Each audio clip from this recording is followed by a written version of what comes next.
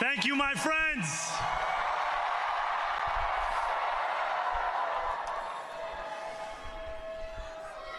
The sun may have set over our city this evening, but as Eugene Debs once said,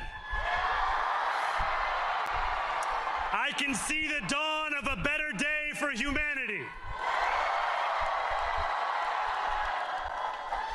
For as long as we can remember, the working people of New York have been told by the wealthy and the well-connected that power does not belong in their hands.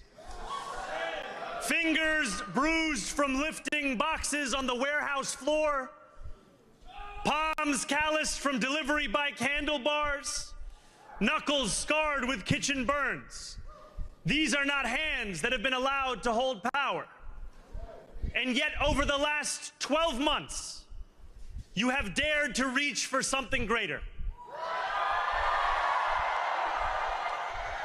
Tonight, against all odds, we have grasped it. The future is in our hands. My friends, we have toppled a political dynasty.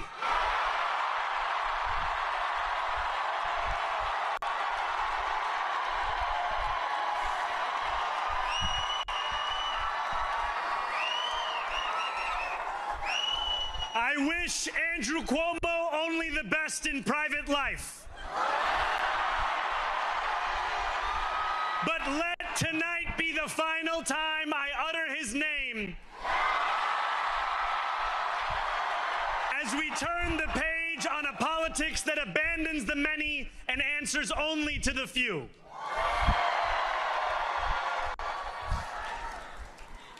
New York, tonight you have delivered a mandate for change, a mandate for a new kind of politics, a mandate for a city we can afford, and a mandate for a government that delivers exactly that. On January 1st, I will be sworn in as the mayor of New York City.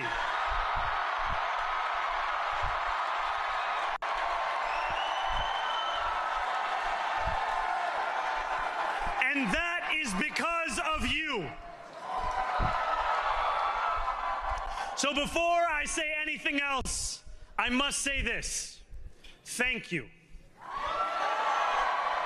Thank you to the next generation of New Yorkers who refused to accept that the promise of a better future was a relic of the past. You showed that when politics speaks to you without condescension, we can usher in a new era of leadership. We will fight for you because we are you. Or as we say on Steinway, Ana minkum wa ilaykum.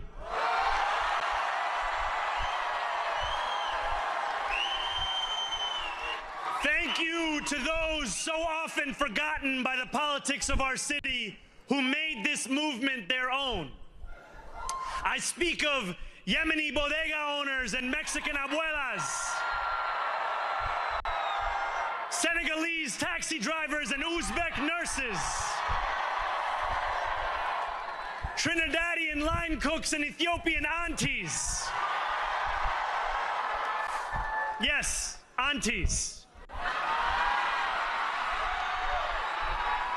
To every New Yorker in Kensington and Midwood and Hunts Point, know this. This city is your city, and this democracy is yours too.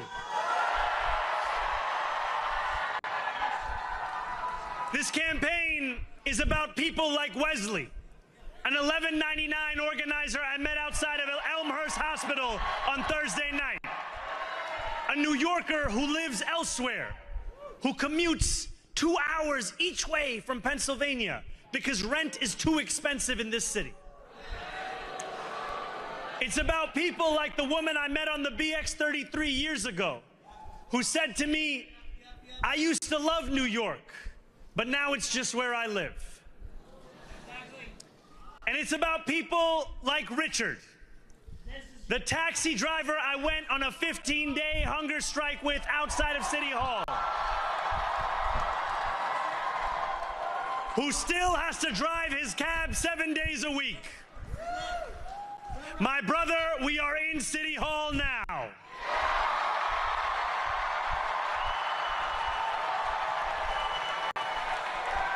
This victory is for all of them, and it's for all of you. The more than 100,000 volunteers who built this campaign into an unstoppable force. Because of you, we will make this city one that working people can love and live in again. With every door knocked, every petition signature earned, and every hard-earned conversation, you eroded the cynicism that has come to define our politics. Now, I know that I have asked for much from you over this last year. Time and again, you have answered my calls. But I have one final request. New York City, breathe this moment in. We have held our breath for longer than we know. We have held it in anticipation of defeat. Held it because the air has been knocked out of our lungs too many times to count. Held it because we cannot afford to exhale. Thanks to all of those who sacrificed so much, we are breathing in the air of a city that has been reborn.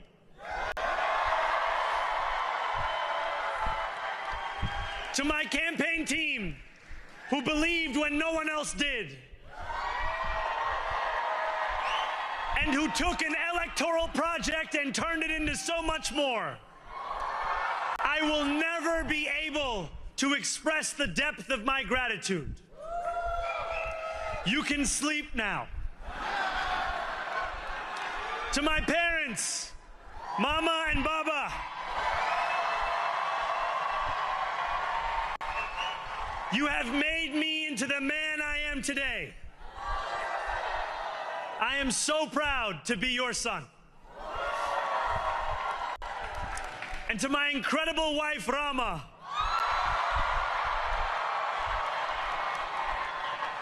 Hayati, there is no one I would rather have by my side in this moment and in every moment.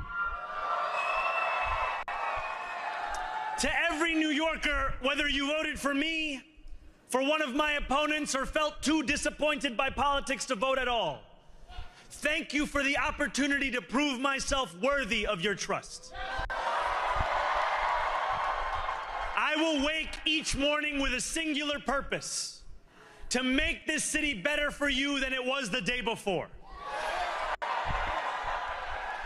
There are many who thought this day would never come, who feared that we would be condemned only to a future of less, with every election consigning us simply to more of the same. And there are others who see politics today as too cruel for the flame of hope to still burn. New York, we have answered those fears. Tonight, we have spoken in a clear voice. Hope is alive. Hope is a decision that tens of thousands of New Yorkers made day after day, volunteer shift after volunteer shift, despite attack ad after attack ad. More than 1 million of us stood in our churches, in gymnasiums, in community centers, as we filled in the ledger of democracy. And while we cast our ballots alone, we chose hope together. Hope over tyranny. Hope over big money and small ideas. Hope over despair. We won because New Yorkers allowed themselves to hope that the impossible could be made possible. And we won because we insisted that no longer would politics be something that is done to us. Now it is something that we do.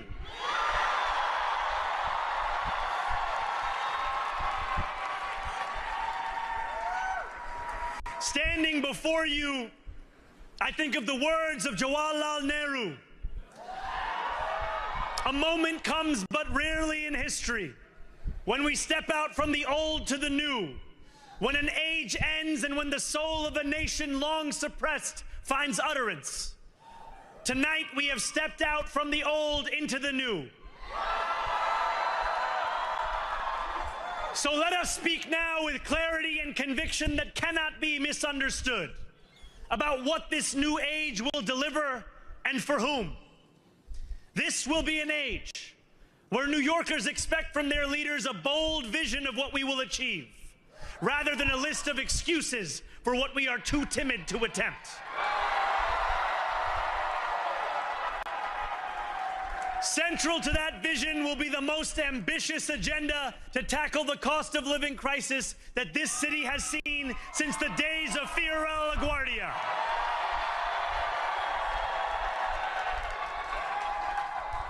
An agenda that will freeze the rents for more than 2 million rent-stabilized tenants. Make buses fast and free. And deliver universal childcare across our city.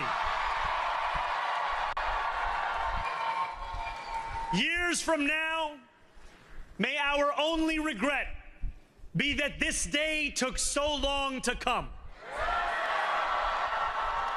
This new age will be one of relentless improvement.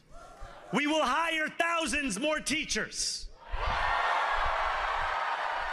We will cut waste from a bloated bureaucracy. We will work tirelessly to make lights shine again in the hallways of NYCHA developments where they have long flickered. Safety and justice will go hand in hand as we work with police officers to reduce crime and create a department of community safety that tackles the mental health crisis and homelessness crises head on. Excellence will become the expectation across government, not the exception. In this new age we make for ourselves, we will refuse to allow those who traffic in division and hate to pit us against one another. In this moment of political darkness, New York will be the light. Here, we believe in standing up for those we love. Whether you are an immigrant, a member of the trans community, one of the many black women that Donald Trump has fired from a federal job, a single mom still waiting for the cost of groceries to go down, or anyone else with their back against the wall, your struggle is ours too. And we will build a city hall that stands steadfast alongside Jewish New Yorkers and does not waver in the fight against the scourge of anti-Semitism. Where the more than 1 million Muslims know that they belong. Not just in the 5 boroughs of this city, but in the halls of power. No more will New York be a city where you can traffic in Islamophobia and win an election.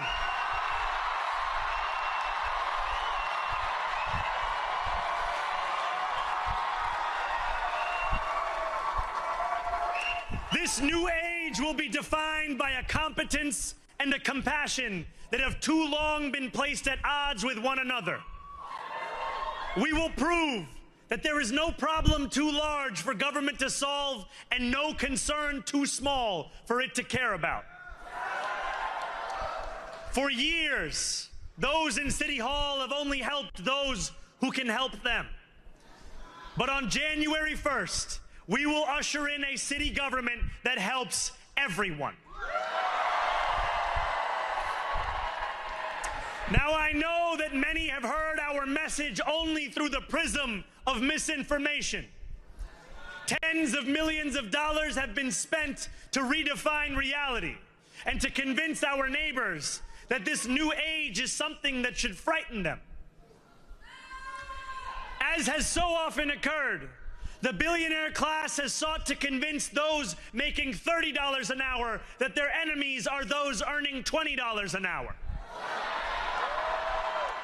They want the people to fight amongst ourselves so that we remain distracted from the work of remaking a long broken system. We refuse to let them dictate the rules of the game anymore. They can play by the same rules as the rest of us. Together, we will usher in a generation of change. And if we embrace this brave new course, rather than fleeing from it, we can respond to oligarchy and authoritarianism with the strength it fears, not the appeasement it craves. After all, if anyone can show a nation betrayed by Donald Trump how to defeat him, it is the city that gave rise to him.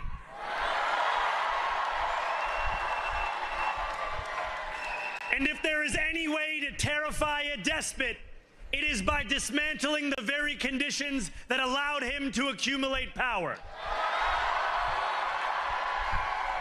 This is not only how we stop Trump, it's how we stop the next one. So Donald Trump, since I know you're watching, I have 4 words for you. Turn the volume up.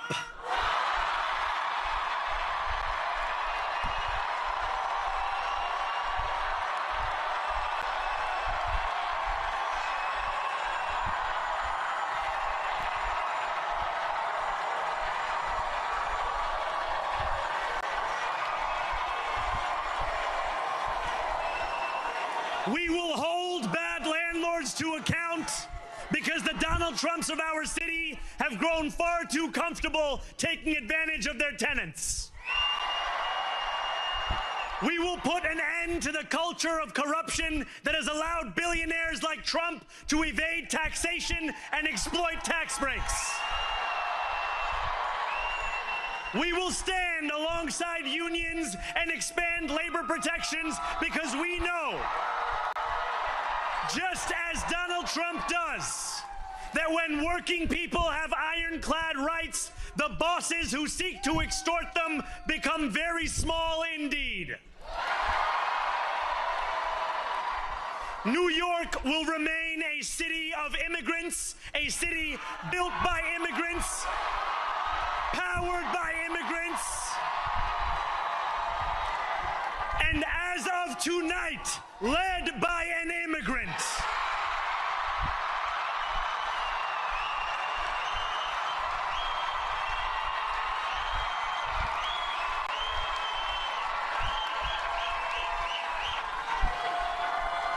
So hear me, President Trump, when I say this.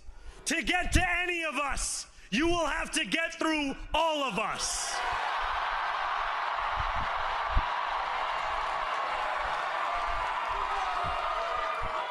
When we enter City Hall in 58 days, expectations will be high. We will meet them. A great New Yorker once said that while you campaign in poetry, you govern in prose. If that must be true, let the prose we write still rhyme, and let us build a shining city for all. And we must chart a new path, as bold as the one we have already traveled. After all, the conventional wisdom would tell you that I am far from the perfect candidate. I am young, despite my best efforts to grow older. I am Muslim.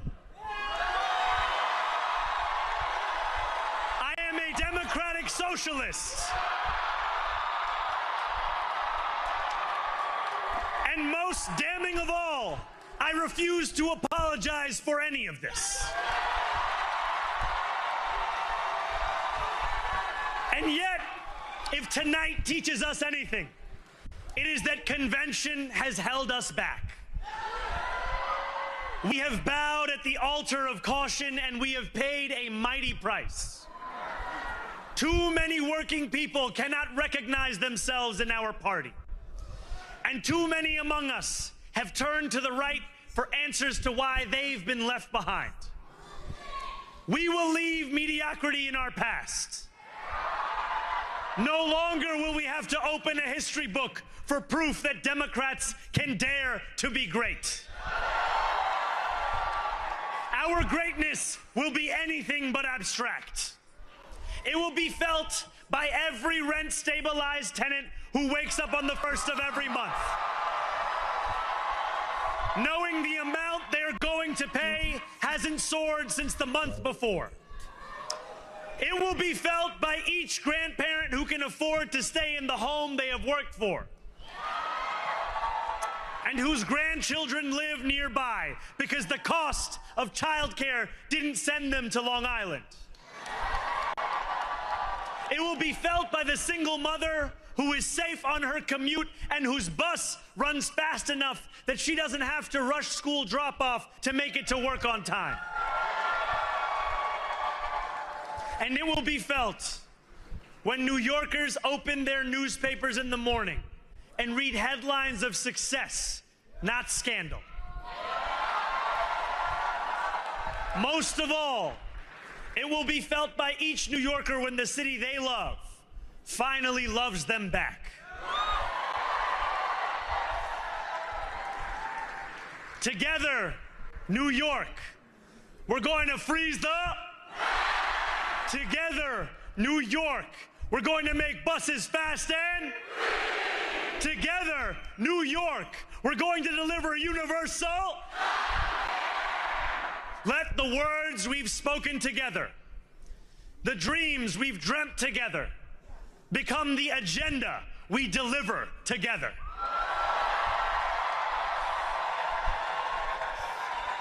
New York, this power, it's yours.